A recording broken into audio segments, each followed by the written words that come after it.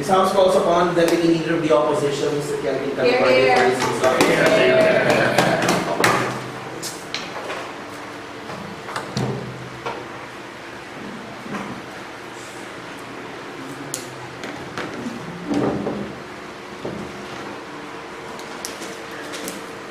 Good evening, ladies and gentlemen. I am the Deputy Leader of the Opposition for the opposition side.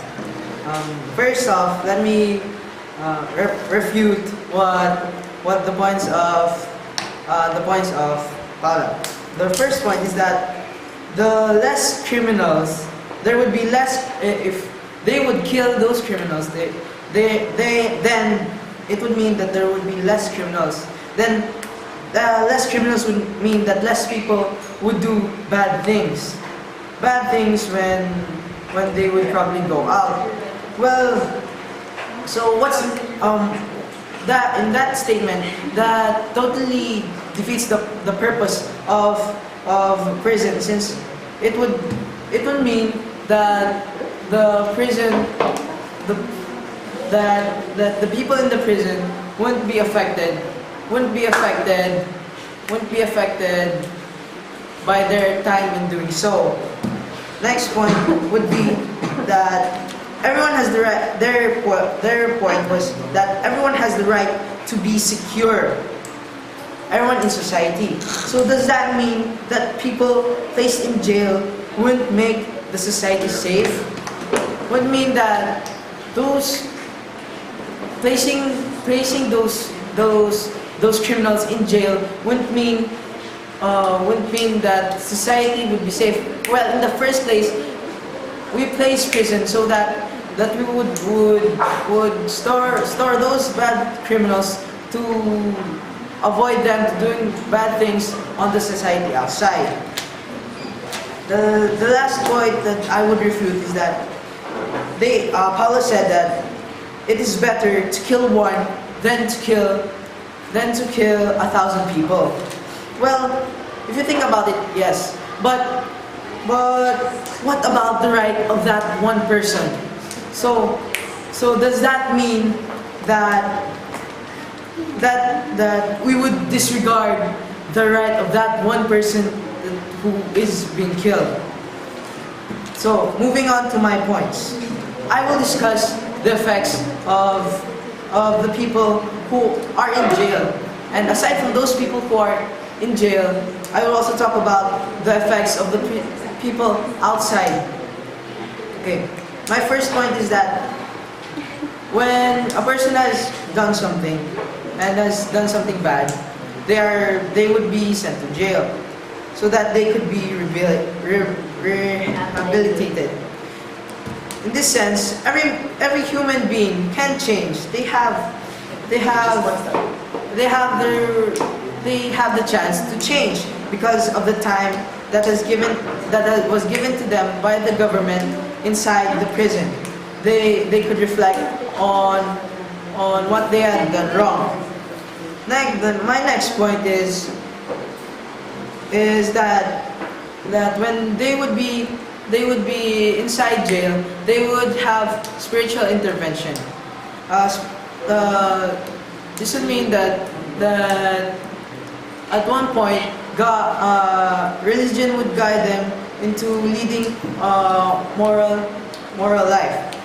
Okay, my next point is that the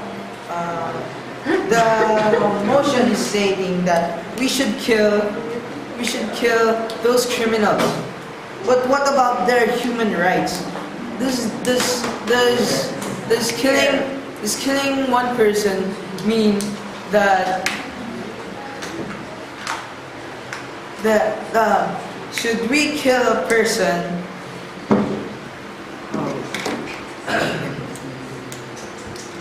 Should a person be killed because of what they've done? So in this sense, we would disregard their right to live. Does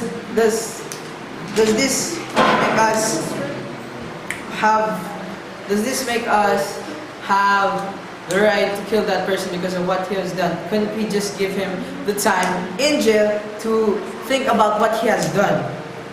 Okay, then lastly, I would talk about the mindset, what would happen to the mindset of the people outside the jail. First of all,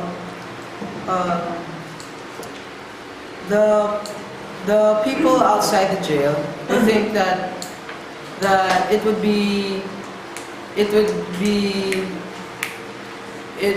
we would have more costs. We would have more costs if we would do bad things that would result in us doing the bad things that would result us into going inside jail. Therefore, they would think that they should not do these things because it would result in us going into jail. Now, when we do not assassinate these people, we would set an example to other people, to the people outside, so that they would think that those people who hadn't been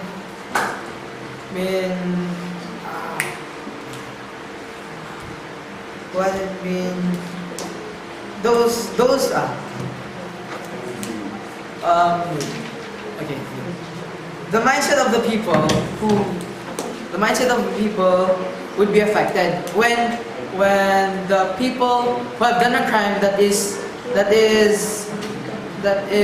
would result in the planned assassination. The people those criminals would be an example for the people outside to not do those bad things that would result into a longer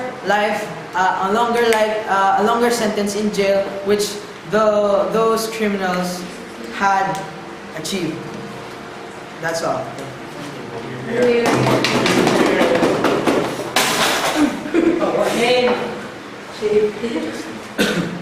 Speaker spoke for Speaker spoke for 6 minutes and 55 seconds. This House calls upon the government whip, Ms. Isa Tabian, to do her whipping. Here,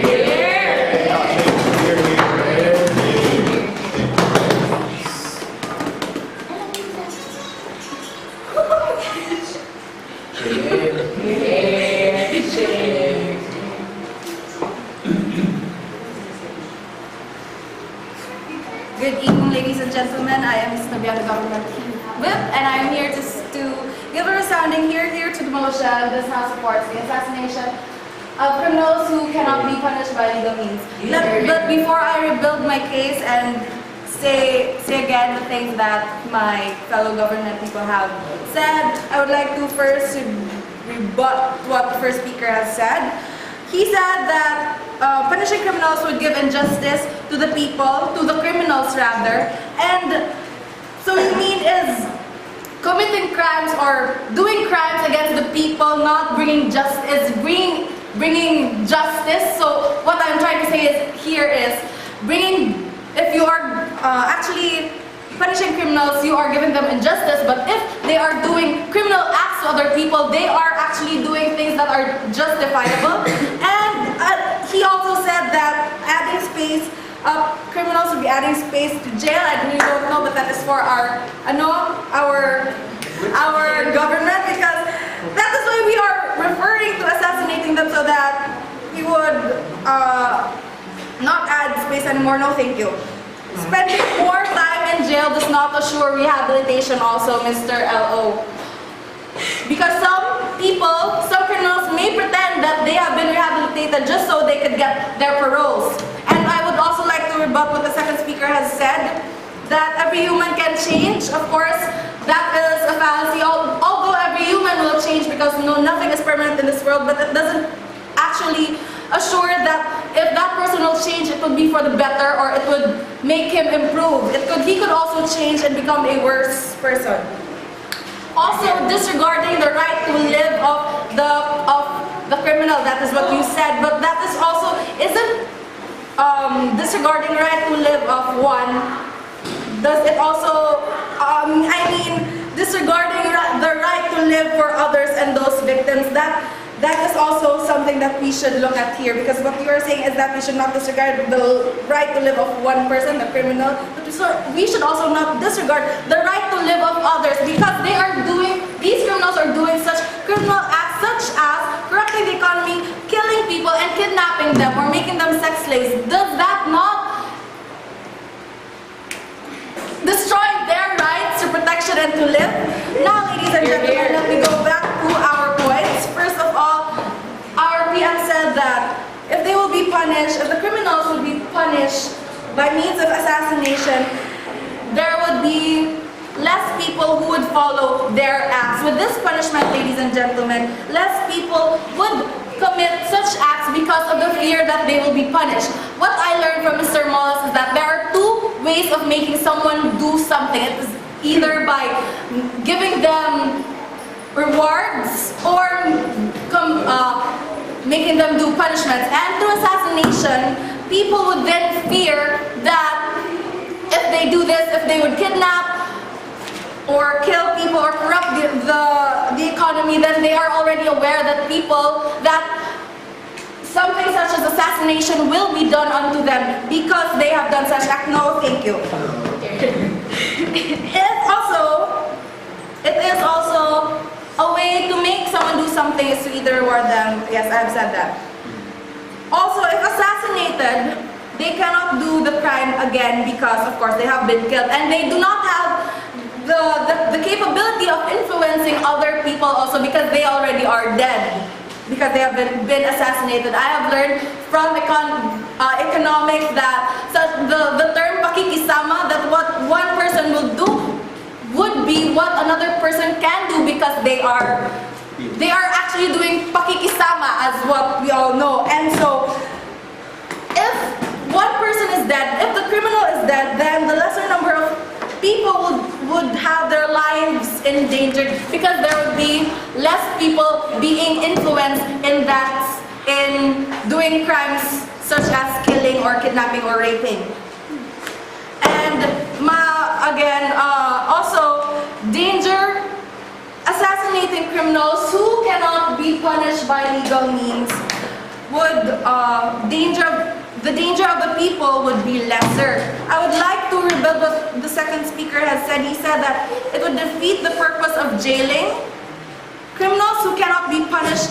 We are talking here about criminals who cannot be punished by legal means, and not all prisoners who are in jail who are classified in such things because maybe they just have stolen like a cell phone or such acts. Also, as I have said, danger of the people would be lesser. No, thank you. The right to live. We all have those rights, and also the criminals have those rights too, but also the people have the right to live.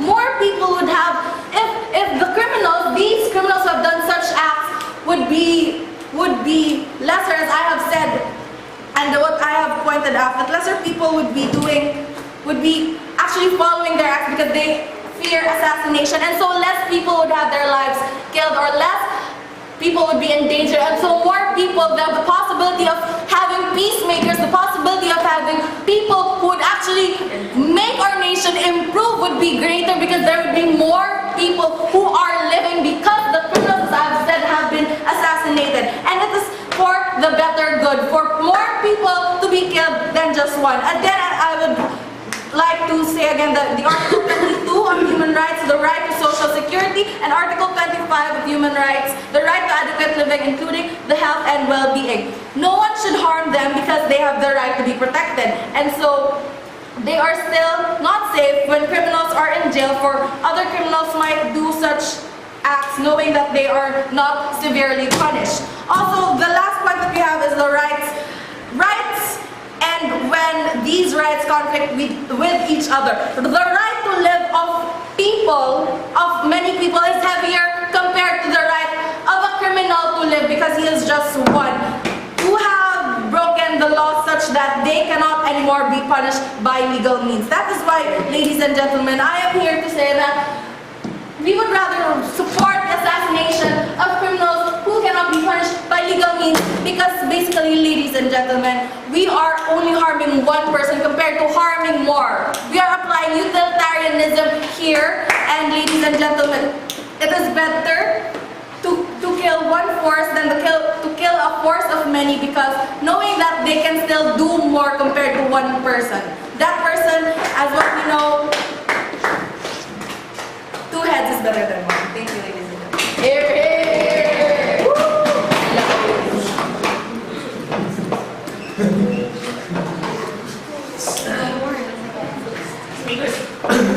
Speakers spoke for 7 minutes and 25 seconds.